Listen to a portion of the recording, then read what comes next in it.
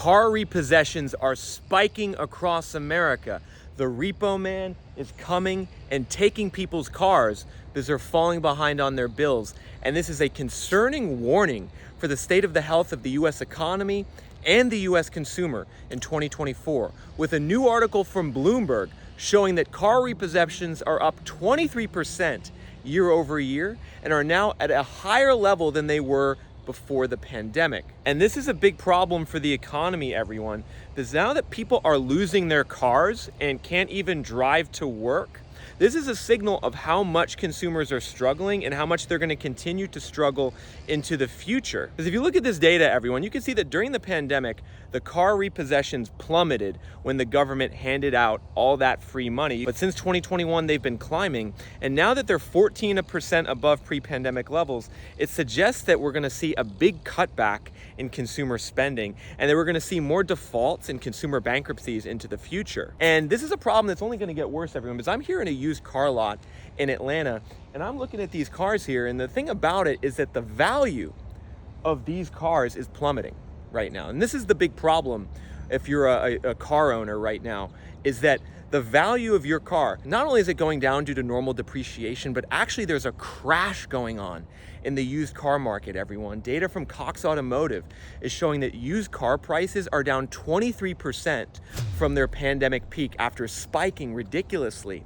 And so what that means is that anyone who bought a car, particularly a used car, in like 2021 and 2022, there's a good chance they are massively underwater on their loan on that car. And most people who buy a car, they buy it with a loan. And so what's happening now is that when these people are starting to run out of money and they can't pay their car payments, they're saying to themselves, like, I'm just gonna give away the car because my loan on the car is $25,000 and it's only worth $15,000, so I'm not even gonna continue making the payments in some situations, and they're just walking away. You can see the subprime auto loan delinquency rate, everyone, in 2023, it jumped to its highest level on record. This was something I reported to you guys about 6 to 9 months ago, these concerning increases in subprime auto loan delinquencies. Well, now they're turning into repossessions. I briefly want to talk to you guys about what happens in an auto loan repossession.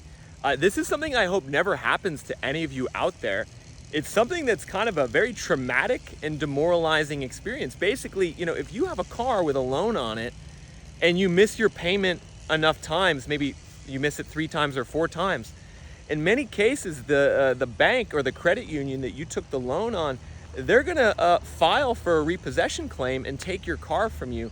And in some ways, this can happen overnight. Like there was a story on Bloomberg about a woman who was a waitress in North Carolina. She woke up one morning and her car was gone from in front of her house. And so these repo men, they come with their big towing vehicles, and overnight your car can be gone if you miss enough payments. And that's a super like demoralizing thing, because now we're running into a situation where, you know, people who are already low on money and who need a car to get to work, well, they don't have their car anymore. And for me, the disturbing trend is that a lot of Americans are facing this, right? With the repossession rate now 14% higher than it was before the pandemic, that's saying that lots of Americans are now struggling and getting their cars taken from them. And this is something that is so counter to what the mainstream argument is on the economy. And this is what I find so interesting, everyone, is that there's this perception out there that the economy is good. You know, you see the stock market still near all-time highs. You see everyone talking about the AI, all the AI companies, and the fact that the unemployment rate's still only 4%. But tell that to someone who just had their car taken from them. They're not thinking that the economy is strong. They're thinking the economy is in a recession. And more, when we look at the consumer sentiment in America, the consumer sentiment is near the lowest level in 40 years. Americans don't feel good about this economy because they see what's happening to their finances, and that's evidenced by things like a spiking car repossession rate. Now, one thing I do want to be clear about, everyone, is that there are some predatory things going on. If you know you're someone who's looking to buy a car, particularly a used car, I want to give you maybe a little bit of a knowledge here about what's going on. You know, a lot of people go to used car dealers like this to buy a used car. I'm here in Atlanta. And actually, as I was driving to this car dealership, I saw a billboard from them on the highway that was advertising, you know, what their incentives are to come buy a car.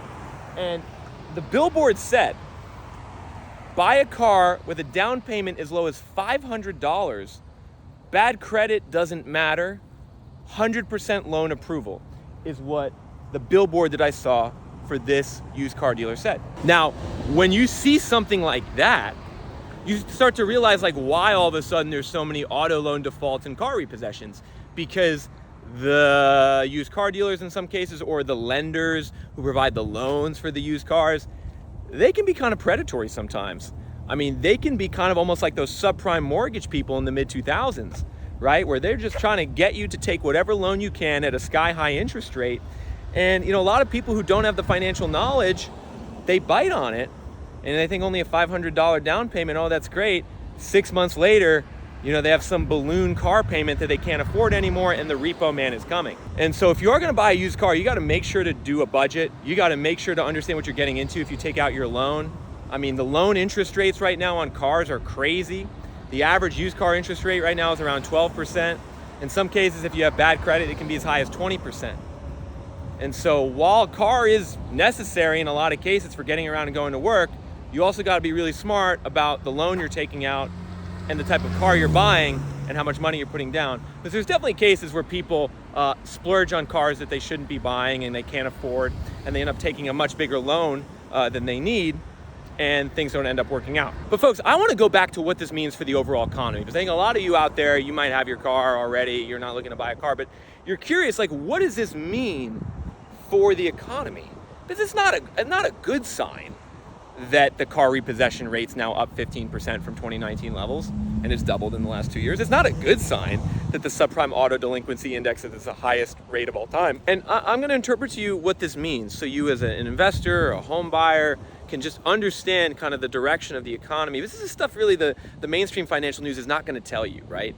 They might report on it once in a while, but they're not gonna really tell you what it means. And what it means is this, is that major cracks are starting to emerge in the US economy and for the US consumer, particularly in the segment in the bottom 25% of income. Those making less than a median income of $50,000 are really, really starting to struggle right now. All the metrics around this lower income group to middle income group are saying there are problems. And the problems, they're not just developing, they're happening right now. And in some ways, this is very similar to what we saw in 06. 07, right before the massive crash in 08, is that we saw the cracks emerge among the segments of society that were most vulnerable first. And that makes sense, everyone, right? Especially here in a city like Atlanta, where I am right now in Clayton County, the incomes are a bit lower. In this zip code, incomes are 50 to 60,000 for a household. That's not for an individual salary, that's an entire household. And so if you need to get a new car all of a sudden, with the used car interest rates at 12%, your monthly payment's gonna be around $500, $600 a month.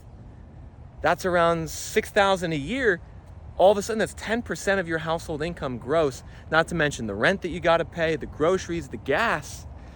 And so among this segment in society, there's big, big problems developing. And I fear that this is a warning for what's gonna start to spread to other segments of the income ladder in coming months and quarters. I wouldn't be surprised if the square middle income segment is the next to feel the pain, and we just see a continued deterioration in consumer spending and consumer defaults. But one area where there's an unquestionable recession right now is this used car market. You see these used cars behind me. The values for these used cars is plummeting.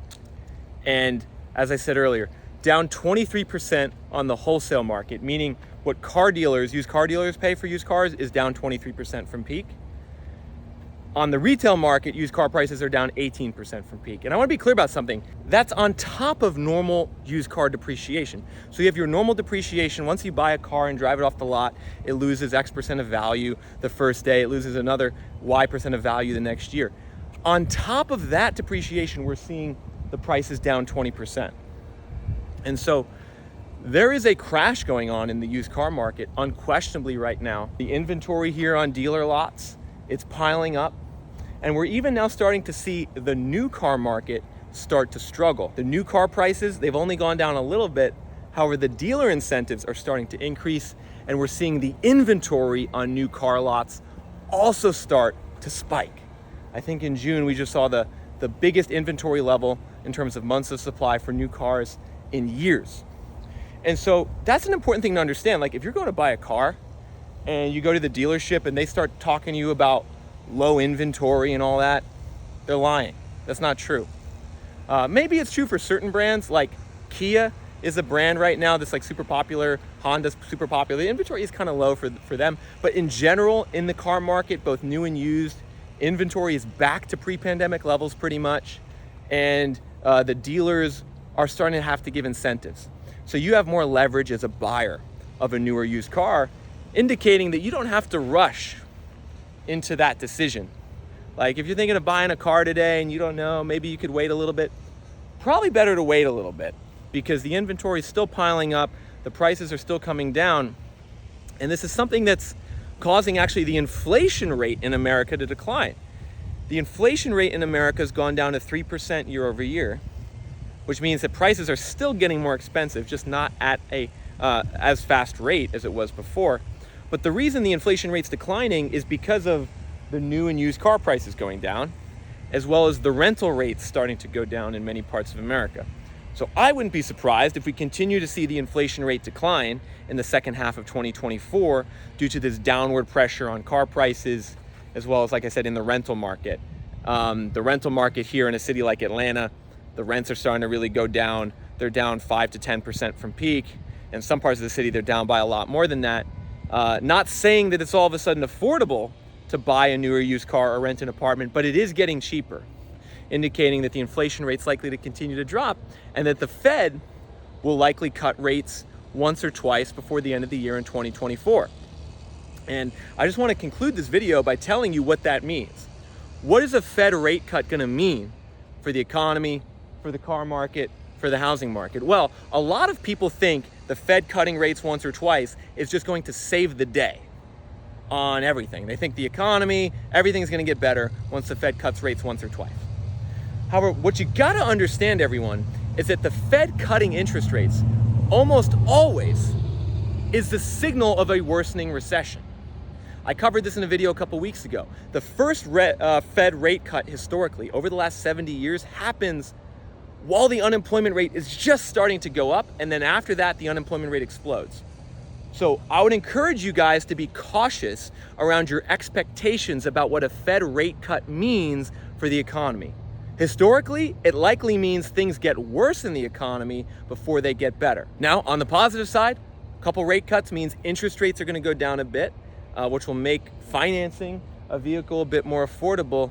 However, I think these prices on these car lots, they still have further to fall before we see true affordability reached for buyers. And until then, we're going to continue to see defaults. We're going to continue to see car repossessions. If you guys like this video, if you want to see more on the ground content like this covering the economy, hit the like button, make sure to subscribe. I'm going to be doing more of this content in the future. There's some crazy things going on right now in the economy and housing market. Turn on your notifications. I got another video for you coming soon.